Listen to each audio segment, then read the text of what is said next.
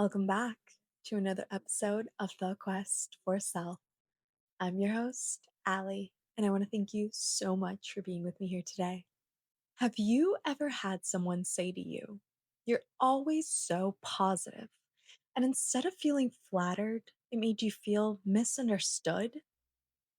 Or maybe you've been around someone who keeps tearing themselves down and you feel uncomfortable, but you don't know why. I want to talk about that today because I don't think positivity works the way we think it does. Positivity, it's not a personality, it's a practice, it's a choice, and it's a muscle you build, especially on the hard days. I was with a group of friends, and there's one person who's always putting himself down, mostly about his weight, and another person in the room said, "Allie, can you say some of the positive things you always say to get him to stop?"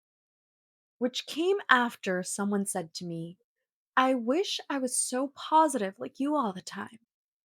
And both of these moments really stayed with me because I think a lot of us assume some people are just naturally positive. And maybe you've thought that about someone in your life too. The truth is, most of us don't wake up positive. We wake up anxious, overwhelmed, insecure, tired, constantly overthinking. There are days when I simply can't get out of my head because of the constant overthinking. You may struggle with anxiety, pressure, your body, your skin, food, exercise. And if you do, you're not alone. And you're not broken. You're human.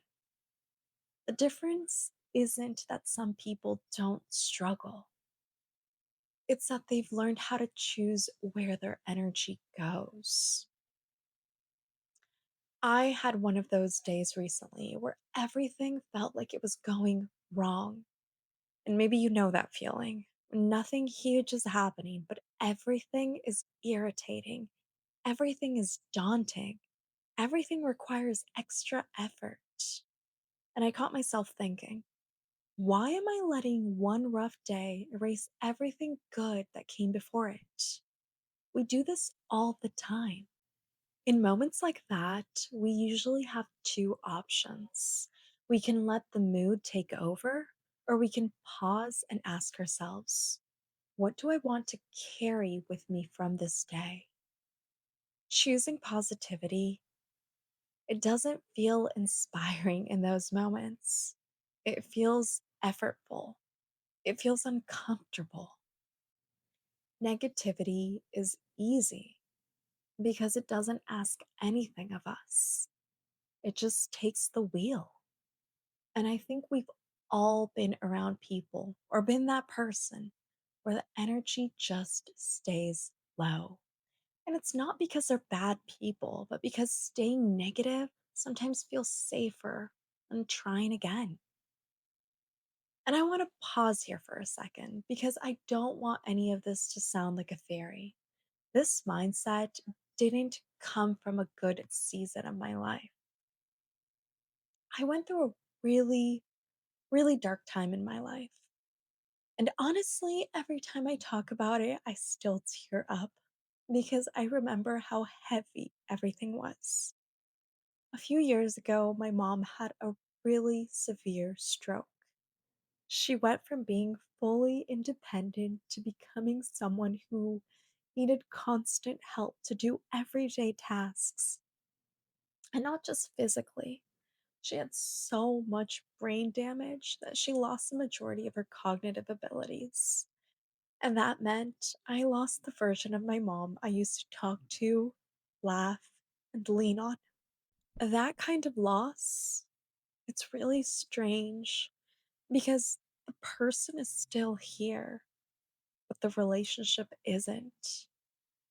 And at the same time, my 8-year relationship ended. And it felt like everything I thought my life was built on just collapsed.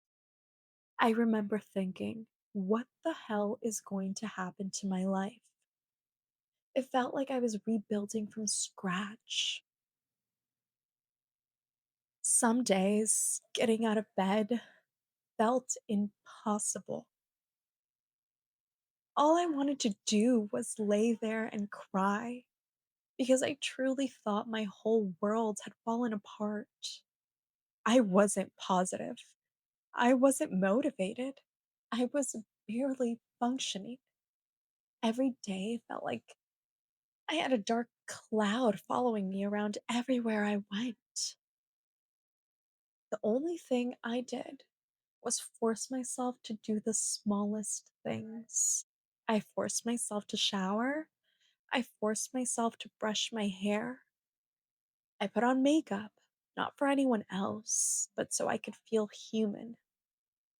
Some days, I would put on a 10-minute workout video at home. And even if I only moved for 5 minutes, those 5 minutes gave my brain a break from all of the heartbreak. It wasn't healing, it was survival. When I say I forced myself, I don't mean I ignored my pain. I mean, I chose not to abandon myself. Even while I was breaking into a million pieces on the inside, I made an effort to keep going. I didn't wake up one day and decide to be positive. Little by little, something started to change. I started realizing how important it was to spend time with my mom, with my family, with the people I love, because I understood that not everything is promised forever. Those moments don't look like they used to, but I learned to cherish them anyway. Gratitude as a practice, not a personality. That's when I started noticing the small things, sitting by the beach and journaling, moments of quiet, time alone. I used to live in an apartment in Madrid with a balcony overlooking the city, and every morning my dog Mia and I would sit there and I'd name a few things I was grateful for. That honestly turned into journaling, which turned into writing 10 things I'm grateful for each day, which turned into daily gratitude affirmations. It wasn't one thing, it was a buildup that came with time. I can cry about how much I miss my mom because I really do. I can cry about how much I miss how things used to be, how much I miss talking to her or listening to her advice or simply her saying my name. And I miss that a lot. I really do. But living in the past won't bring me forward. So I choose again and again to keep moving with a positive mindset. Not because it's easy, but because it's the only way I know how to honor my life. So, here are a few practical tools that helped me, and I genuinely hope they can help you choose positivity. Number one, name what you're feeling without living there. Choosing positivity doesn't start with forcing a good mood, it starts with honesty. Sometimes the most positive thing you can do is say, "Today is hard," and that's okay. Two, shrink the moment. This is huge. Positivity doesn't mean fixing your whole life, it means asking, what's the next kind thing I can do for myself? Examples: taking a breath, a nap, drinking water, reminding yourself this moment will pass. Number three, choose perspective, not denial. You can be upset and grateful. Both can exist at the same time. A bad day doesn't cancel a good week. Number four, be mindful of energy exchanges. Sometimes what makes positivity hard is being around constant low energy.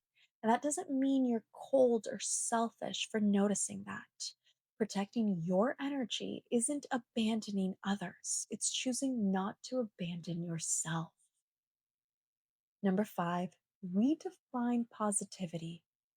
Positivity isn't smiling, it isn't pretending, it's choosing not to stay stuck. Number seven, you don't need permission. This is so important.